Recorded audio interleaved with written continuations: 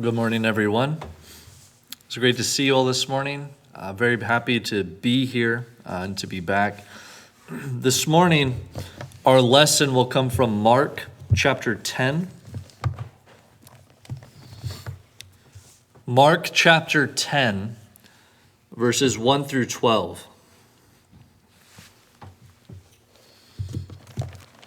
And he left there and went to the region of Judea and beyond the Jordan, and crowds gathered to him again. And again, as was his custom, he taught them. And Pharisees came up, and in order to test him, asked, "Is it lawful for a man to divorce his wife?" He answered them, "What did Moses command you?" They said, "Moses allowed a man to write a certificate of divorce and to send her away." And Jesus said to them, "Because of your hardness of heart, he wrote you this commandment. But from the beginning of creation, God made them male and female. Therefore a man shall leave his father and mother and hold fast to his wife, and the two shall become one flesh. So they are no longer two, but one flesh. What therefore God has joined together, let not man separate." And in the house the disciples asked him again about this matter. And he said to them, "Whoever divorces his wife and marries another commits adultery against her. And if she divorces her husband and marries another, she commits adultery." Now, first I want to tell you what this sermon is and what it is not.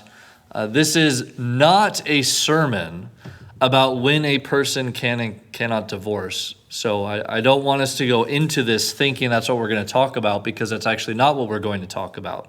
And I also don't want to say that that's not important, because it is. Jesus, when asked again about it in verses 10 through 12, doubles down on his answer and gives this answer. So clearly there's an important answer to the question, when can a person divorce or not, and how does that work out? But that's not what we're going to deal with this morning. This morning, what we're going to look at is this passage really from a bird's eye view, and try to pull out some important principles from this, because there are important teachings here when we start to examine it from a broader perspective. And really the question that is before us this morning that we're going to be addressing is, how does a human being flourish? And what does it mean to prosper? Now, this question is not a new question, although there has been over the last few years a kind of resurgence and interest in this question.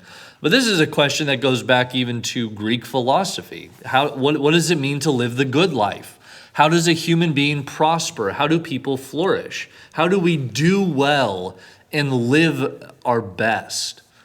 And this question can only be answered in the context of God. Because one thing that this passage actually points out when we start to examine it from a broader perspective is that human flourishing is directly connected to this fullness of God in our lives. That the more God is full, the more we have the fullness of God, to the degree we have the fullness of God, the more we prosper. And the more we flourish, and the better lives we live. And so what I'd like to do is really examine this idea of human flourishing and the fullness of God from three different perspectives. And the first perspective we're going to examine it from is going to be commandments. So going back over our text here in Mark chapter 10, reading in verse 1, Verse 1 is actually a very interesting verse, and it didn't strike me as much as when I was putting together this lesson. It struck me more in putting this lesson together than it has in the past.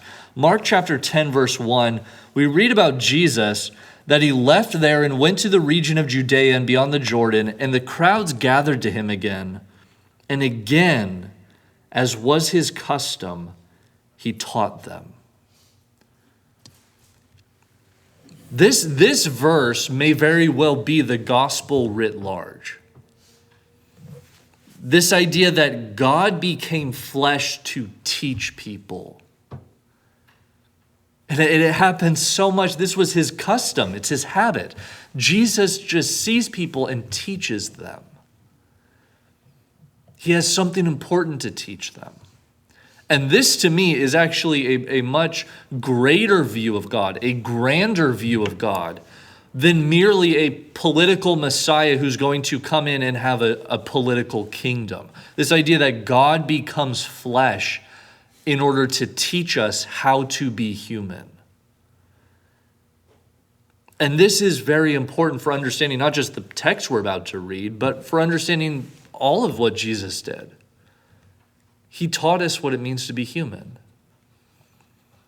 And he had this custom and this habit of teaching people. And this is the big picture image we're going to take when we look at Jesus' teaching about divorce. Understanding Jesus has this custom of teaching people. And what he's teaching them is what it means to be human. And therefore, he is teaching us how to flourish, how to do well, how to live a better life. Now, when we examine this question of the fullness of God and human flourishing in connection to commandments, we run into the issue of the Pharisees. We run into the Pharisees and really this issue that they have. So we read in verses 2 through 4, the Pharisees came up and in order to test him, asked him, "Is it lawful for a man to divorce his wife?" He answered them, "What did Moses command you?" And they said, "Moses allowed a man to write a certificate of divorce and to send her away." Now let's pause there, because the Pharisees have this continual problem. We see it here and we see it elsewhere. And once I point it out to you, I think it'll become more obvious that the Pharisees have this hang-up, you might call it. And their hang-up is this, that the law is the end of knowledge. And the law teaches us all we need to know about God.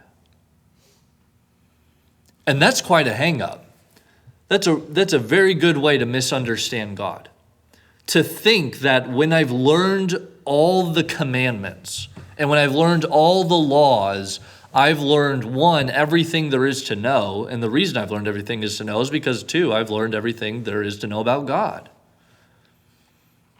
And that's a problem. That's a problem the Pharisees run into again and again, is they think the law is the end of knowledge.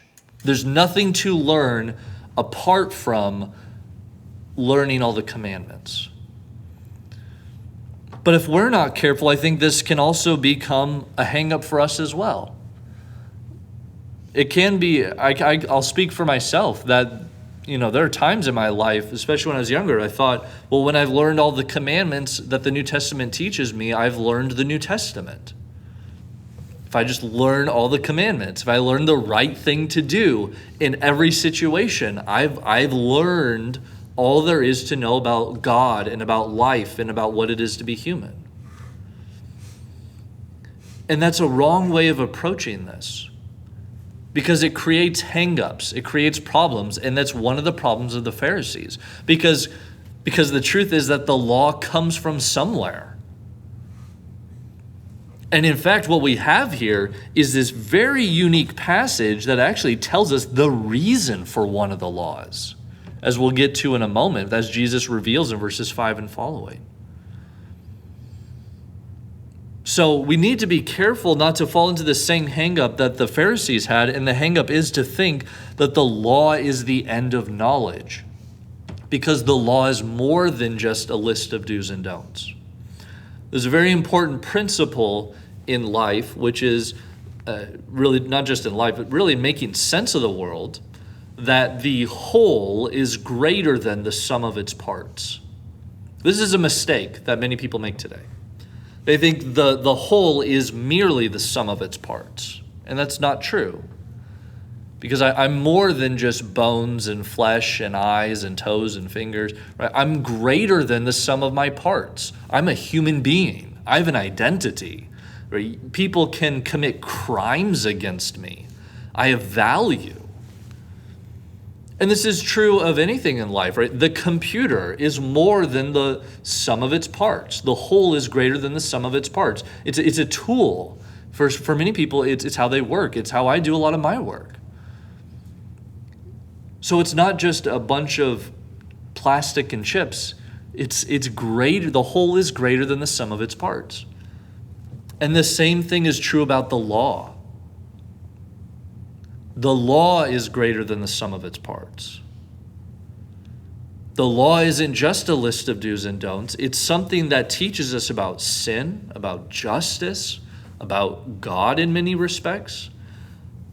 But when we approach the law as if it's the end of knowledge, for some reason, we also approach it as the Pharisees did, which is to think it's only the sum of its parts. And when I've learned all the parts, I've learned the whole. But that's not the case. And this was one of their big hang-ups, and it's something we need to be careful of because it can become a hang-up for us as well. We need to understand what's going on here. This is what I mean by we're taking kind of the big picture view of this passage.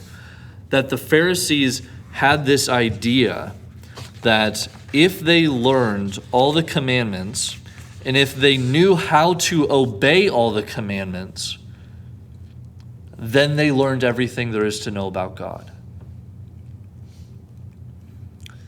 And Jesus really blows this out of the water because Jesus teaches us actually a reason the commandment was given in verse 5. Jesus says, because of your hardness of heart, he wrote you this commandment. Who would have thought that God gave this commandment through Moses, or you say Moses gave the commandment because that's who Jesus is referring to, or God allowed it. However you want to approach this, who would have thought that this law came because of a person's hardness of heart and not because God is trying to do something better, right? It's almost like a Band-Aid fix. And in Christ, something even better comes along than this commandment. So here we have this really unique passage that tells us the reason one of these commandments in the law was given, and who could have guessed that this was the reason?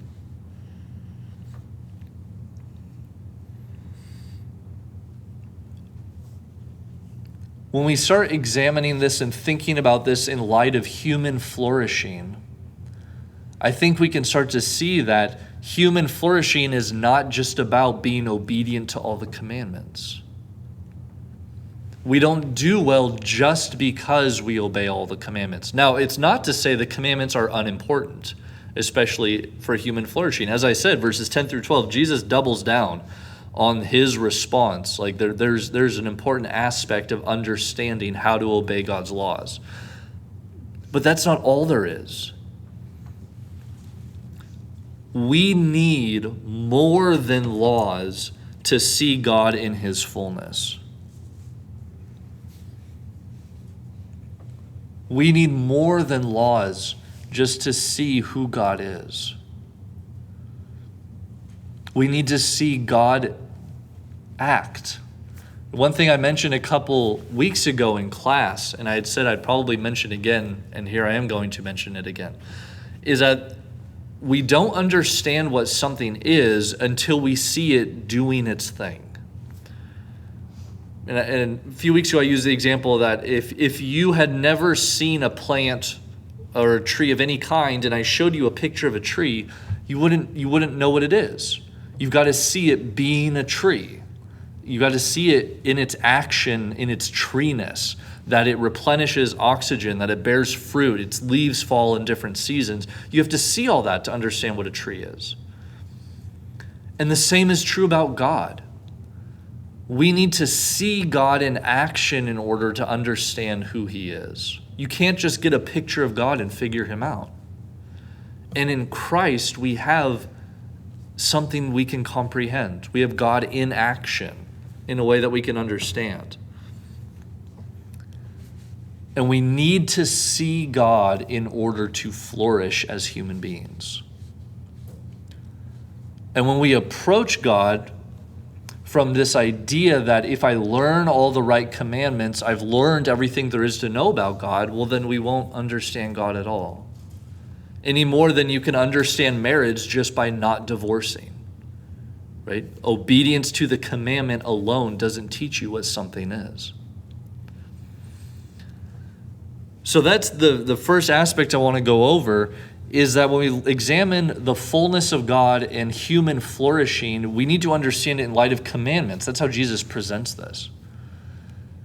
And one of the reasons why commandments alone don't show us God is because we can be obedient to commandments for the wrong reasons, right? Like I can actually obey commandments for the wrong reasons and have ulterior motives. So in order to see God, to flourish as human beings, we don't merely need commandments, we need our hearts changed. And that's what gets us into verse 5, where Jesus says, because of your hardness of heart, he wrote you this commandment. Jesus here gives us one of the most important verses for understanding divorce in general. It comes from a hard heart. That's where it comes from. And I won't speak about your experiences, but I know my experiences. I've dealt many times with people who have divorced or in the middle of divorcing, either one spouse or both spouses. And when someone pointed that out to me, I thought, like, this is so true, that this happens because of hardness of heart. If you've ever tried to reason with someone who wants to divorce their spouse, they're unreasonable. Their hearts are hardened. You can't talk to them very well. This verse, I think, is probably one of the most important verses for understanding divorce because it demonstrates that divorce is just one of many things that arise from hard-heartedness. Hard-heartedness is the root of the problem. But there are many things that come from this problem. Divorce is just one of them. And it comes from this hard heart. So Jesus here in verse 5 gets both to the root of the commandment and to the root of the problem. Right? There's this unseen aspect of this commandment. No one knew this until Jesus revealed it. That the reason this commandment was here is because of people's hard-heartedness.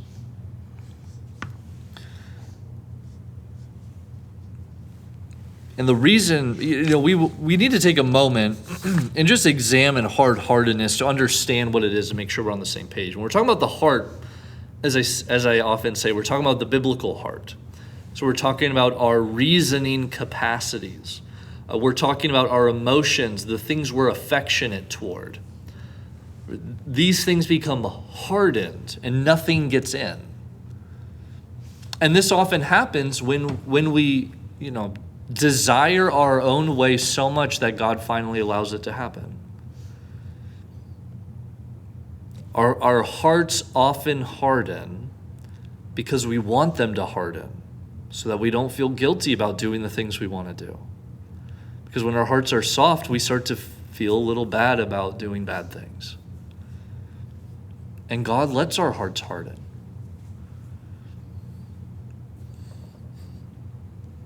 When our hearts harden, we begin to turn inward. This is why so many Christian writers have understood sin as to be a turning inward. Right? We no longer consider people as related to us, as affected by us. We just kind of start considering ourselves. We become very egotistical in considering who we are, what we want, at the expense even of other people. And when you start to get this, you begin to see, well, doesn't that make sense that divorce would happen from a hard heart? If we just start turning inward and we start ignoring our relationships. And once again, I'm going to bring us back to this idea of parts and wholes. Right? The whole is greater than the sum of its parts. Marriage is greater than just two people together. They make one thing, one new thing. But divorce starts thinking about marriage in terms of just two parts. And then now I can just leave because I'm just a part separating from another part. In the same way, the law is greater than the sum of its parts, but you get hung up on the law when you start considering it just as a bunch of parts.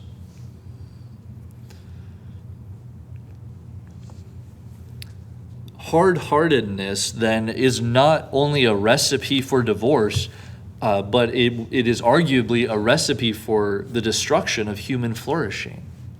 We can't flourish when our hearts are hardened. I mean, if you think about this in terms of what many people say, right, marriage is the foundation of family. Family is the foundation of the village. The village is the foundation of the town. The town is the foundation of the city. If you destroy marriage, you destroy everything that builds upon it, up to the city and societies at large. So hard-heartedness is not just about me and my spouse. It's about society as a whole.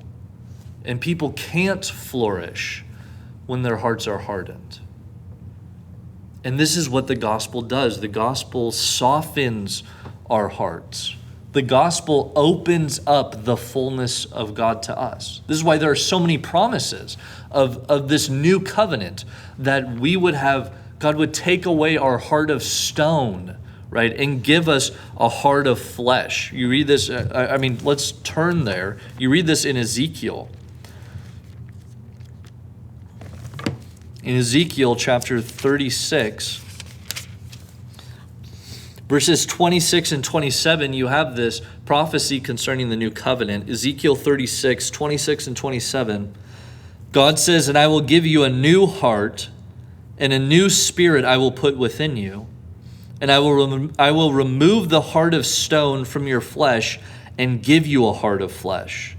And I will put my spirit within you and cause you to walk in my statutes and be careful to obey my rules." See, hard-heartedness is our problem. But in Christ, the hearts are softened. And when our hearts are hardened, we can't see the fullness of God. And that, when I keep talking about the fullness of God, the example we're looking at here is really verses 6 through 9. Just consider this. This is one example of understanding life in terms of the fullness of God. So back in Mark chapter 10, starting in verse 6, "But from the beginning of creation, God made them male and female. Therefore a man shall leave his father and mother and hold fast to his wife, and the two shall become one flesh. So they are no longer two, but one flesh. Therefore what therefore God has joined together, let not man separate."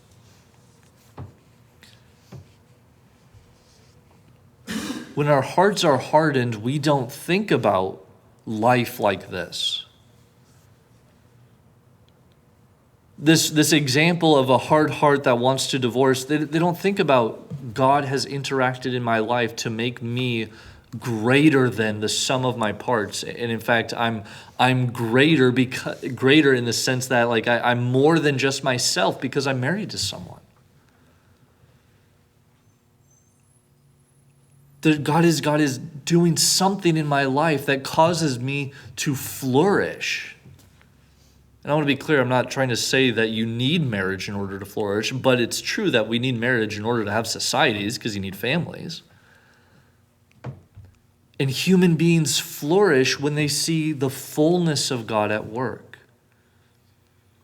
That God is doing something wonderful in people's lives. But the hard heart can't see this. There's something wrong with the way we think when our hearts are hardened. We just can't. Have you ever tried to talk to someone and you just think you don't see what I'm saying? You don't see it. And you spell it out over and over and over again, and you realize they don't see it. And when our hearts are hardened, we don't see God. We don't get it. See, hard-heartedness is such a problem for human flourishing because our human flourishing depends upon us seeing God at work.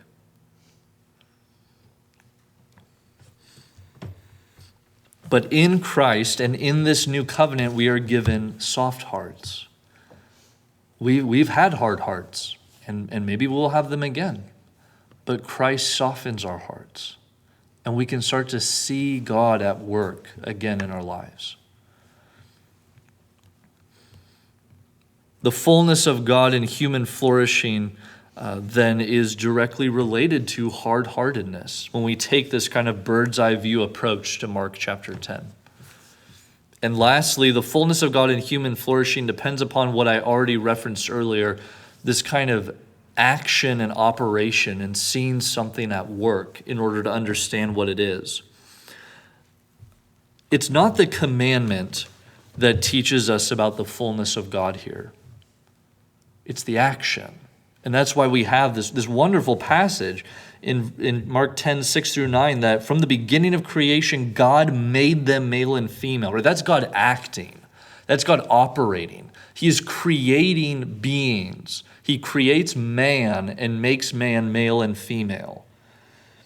Therefore, a man shall leave his father and mother and hold fast to his wife. Now you have human beings interacting in the life God has made for them. And verse 8, and the two shall become one flesh. Well, how do they become one flesh? Because verse 9, God joined them together. So you have this wonderful image of God acting in people's lives, creating, binding together, unifying. And you have mankind that God allows at times to tear apart what God binds together.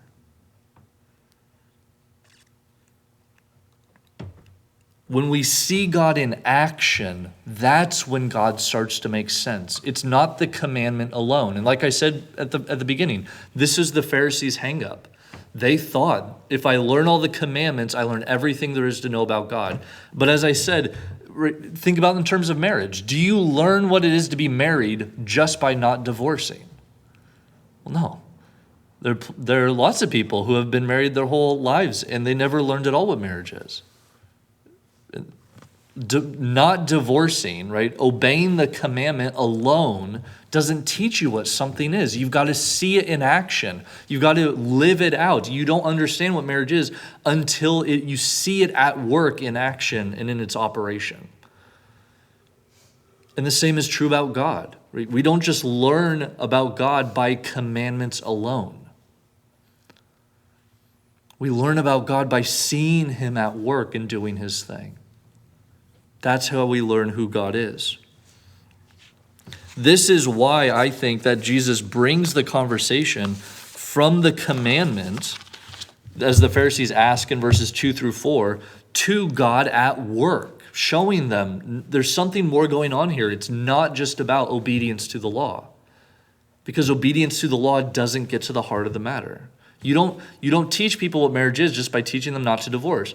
And you don't teach people how not to divorce just by telling them not to. You've got to see it at work. You've got to see it in its action and its operation as God designed it. That's how we understand what marriage is, and that's how we understand what God is. And that's why hard-heartedness is so dangerous. Because you don't see it at work. Like I said, if you talk to someone who has a hard heart, you just think like, you can't see what I'm saying. You can't see it. This happens to me times when I get really angry, really frustrated, right? My view narrows, and all of a sudden, like, I can't see anything but this one thing. We can't see God at work when our hearts are hardened. That's why hard-heartedness is such a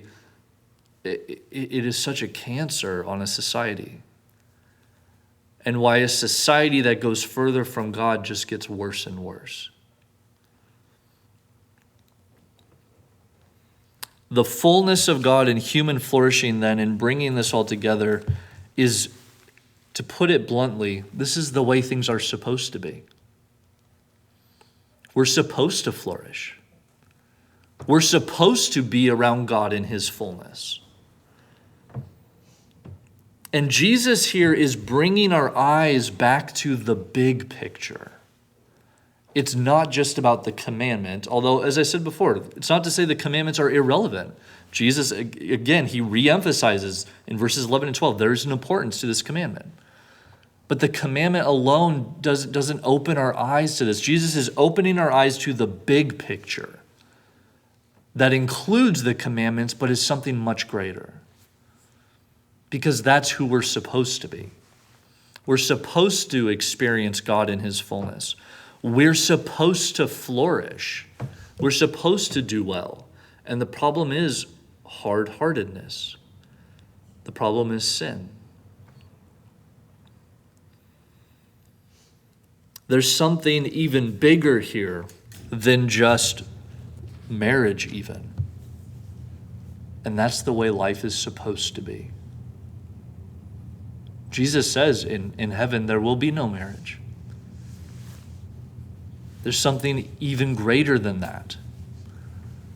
There's a community of people who will live in the presence of God that's even greater than that. And that's the way life is supposed to be. That's why we don't feel right here. Because we weren't made for this. We were made for something greater. We as Christians then are looking forward to a time when life is the way it's supposed to be. You could think of it like this. The church is in some respects like a waiting room. Like we're waiting. And sometimes it's really hard to wait. But we're waiting for the way life is supposed to be. We're waiting for the big picture. Let the world get caught up in the details. Let them do their thing. We're waiting for something that is much greater, something God has promised us. We're waiting for the way life is supposed to be, not the way it is right now. In Jesus' teaching about divorce, I think we are taught something much greater than merely when a person can and cannot divorce. Although, as I said, it's not to say that's unimportant, because Jesus clearly thinks it's important by re-emphasizing verses 10 and 11 and 12 when his disciples ask him about it. But there's something much greater than that here. There's something bigger than that Jesus is opening our eyes to. And that is that people are meant to flourish. We're meant to do well. And when we think about life just in terms of commandments, we miss that. Because the commandments come from somewhere. They come from God. And God in his fullness, and seeing God in his fullness, is directly connected to the way we flourish and the way we do well. If you're here this morning and you need help or you need prayers, please talk to us. We would love to pray for you. If you need assistance in getting closer to God, if there's anything at all that we can do for you as a church, please talk to us or even come forward now as we'll stand and sing the song of invitation.